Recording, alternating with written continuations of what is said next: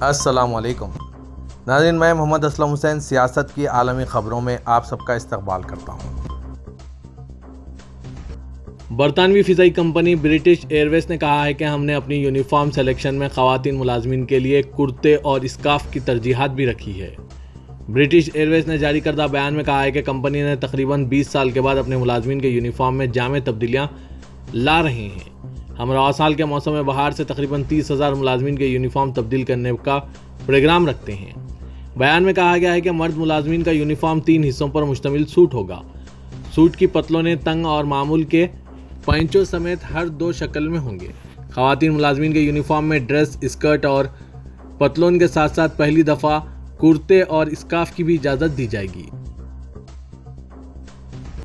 برطانوی تخت کے وارث شہزادہ ولیم کے چھوٹے بھائی شہزادہ ہیری نے برطانوی شاہی خاندان پر جلد کی رنگت کے بارے میں غیر شعوری تعصب کا الزام لگایا ہے، لیکن انہیں نسل پرست کہنے سے باز نہیں آئے۔ ان کا یہ تبصرہ 8 جنوری کی رات برطانیہ کے انڈیپینڈنٹ ٹیلی ویژن کو 90 منٹ کے ممکنہ طور پر نقصان دہ انٹرویو میں سامنے آیا ہے۔ ہیری کی گرما گرم بحث کچھ حلقوں میں پسند نہیں کی جا رہی ہے۔ ان کی کتاب اسپیئر 10 جنوری کو باضابطہ طور پر ریلیز ہوگی۔ کتاب کا ہسپانوی ایڈیشن پہلے ہی فروخت ہو چکا ہے۔ برطانوی شاہی خاندان کی طرف سے انٹرویو آنے والی کتاب پر کوئی تبصرہ نہیں کیا گیا ہے۔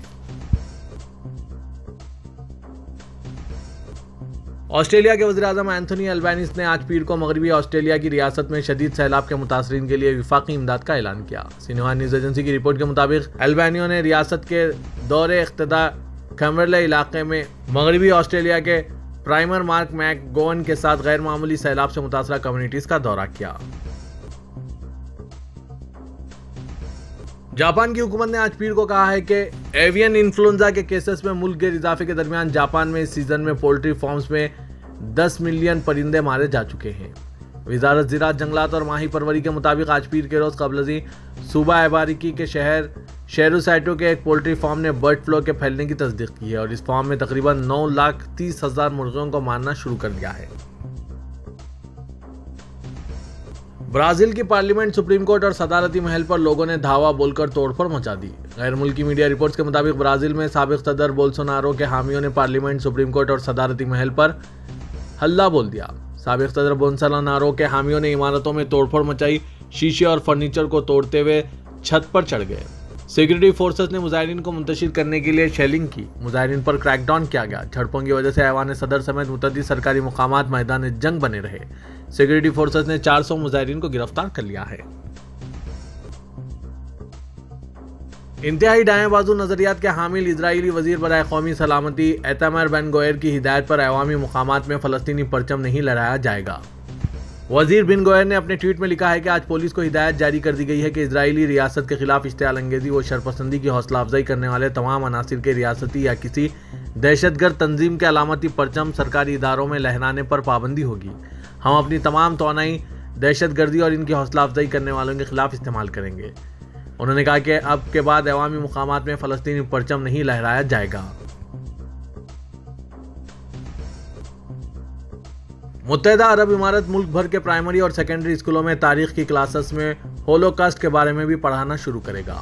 امریکہ میں امارات کے سفارت خانے نے یہ بات بتائی۔ سفارت خانے نے نصاب کی تفصیل نہیں بتائی اور متحدہ عرب امارات میں محکمہ تعلیم کے حکام نے آج پیر کے دن یہ بات نہیں مانی کہ ایسا کوئی اعلان ہوا ہے۔ تاہم یہ اعلان 2020 میں اسرائیل کے ساتھ متحدہ عرب امارات کے تعلقات معمول پر آنے کے بعد ہوا ہے۔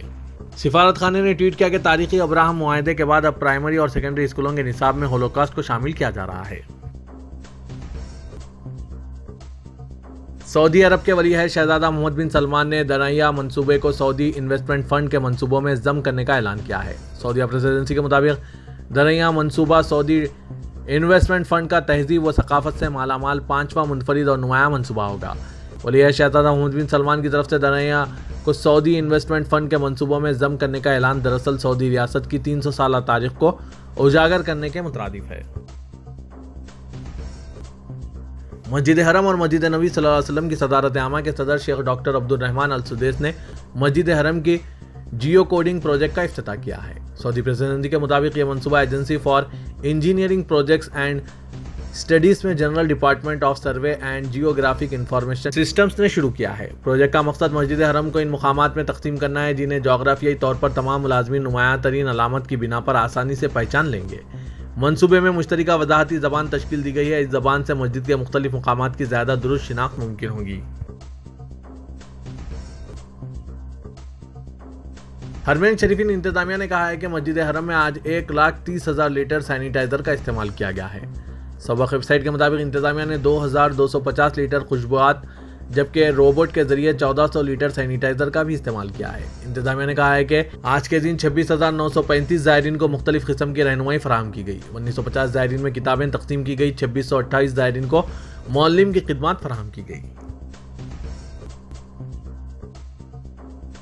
وزیر حج و عمرہ ڈاکٹر توفیق العربیہ نے 19 اسلامی ممالک کے وفود کے ساتھ حج معاہدوں پر دستخط کیے ہیں. سعودی پریسیڈنسی کے مطابق معاہدوں کا تعلق عازمین کی تعداد، آمد اور روانگی کے علاوہ پیش کی جانے والی خدمات سے ہے. علاوہ ازیں وزیر حج و عمرہ ڈاکٹر توفیق سے 12 ممالک کے وزراء پر مشتمل وفد سے بھی ملاقات کی ہے. وفد میں اردن کے وزیر اوقاف ڈاکٹر محمد خلایا، بنگلہ دیش کے وزیر دینی امور محمد فرید الحق اور ایران کے وزیر حج سید صادق حسنی بھی شامل تھے. جنیوا کانفرنس کے پہلے دن پاکستان میں سیلاب سے متاثرہ علاقوں میں بحالی کے لیے مختلف ممالک اور بین الاقوامی مالیاتی اداروں نے 10 ارب 57 کروڑ کی امداد کا اعلان کیا ہے. آج پیر کو اسلامی ترقیاتی بینک کے صدر نے تعمیر نو اور بحالی کے لیے بڑا اعلان کرتے ہوئے 3 سالوں میں پاکستان کو 4 ارب 20 کروڑ ڈالر دینے کا اعلان کیا ہے.